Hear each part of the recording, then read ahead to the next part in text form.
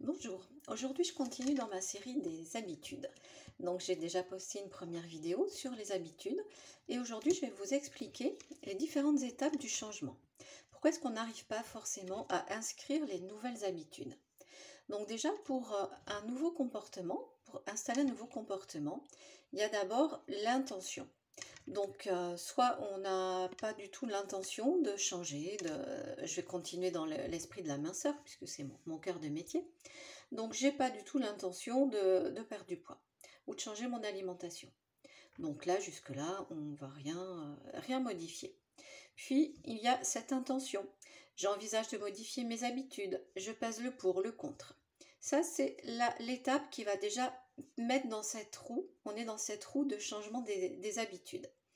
Puis, une fois qu'on a l'intention, on va passer à l'étape suivante. La troisième étape, c'est la phase de préparation. Donc là, quand je me prépare, ça veut dire que j'ai déjà pris ma décision, je me renseigne, je prends des infos, j'appelle un professionnel, j'en parle à des collègues, à des amis. Donc ça, c'est la phase de préparation.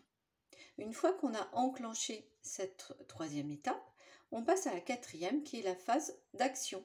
Donc dans cette étape, vous avez déjà mis en place des nouveaux comportements, vous avez fait vos courses ce que j'entends souvent quand je vois une personne en première consultation, c'est ah oui, mais j'ai rempli mon frigo, ça, il va falloir que je change. Donc il y a des choses qu'on peut garder, des habitudes qui sont déjà bonnes, qui sont à garder, et d'autres qu'on va modifier. Donc là encore, comme je vous disais dans la première vidéo, chacun son rythme, à petits pas ou à grands pas. Donc cette phase d'action dans laquelle on va modifier ses habitudes avant d'arriver à l'atteinte de son objectif, ça dure quelques mois.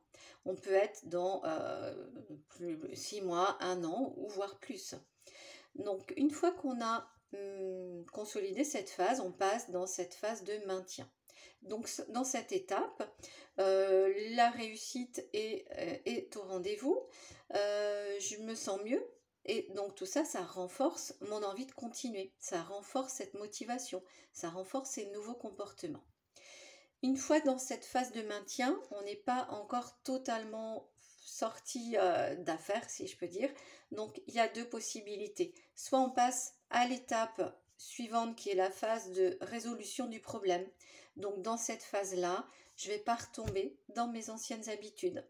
Même si je suis dans une période de stress, d'anxiété, avec certaines émotions, je ne vais pas replonger dans mes anciennes habitudes qui sont d'ouvrir le placard, de grignoter par exemple. Ça, c'est réglé. Donc, quand on est dans cette phase de résolution, c'est gagné, chapeau. Et on peut aussi, une fois dans la phase de maintien, avoir une phase de rechute. Donc cette rechute où les habitudes ne sont pas totalement installées. Alors dans ces phases de rechute, en général, on ne perd pas toutes les bonnes habitudes.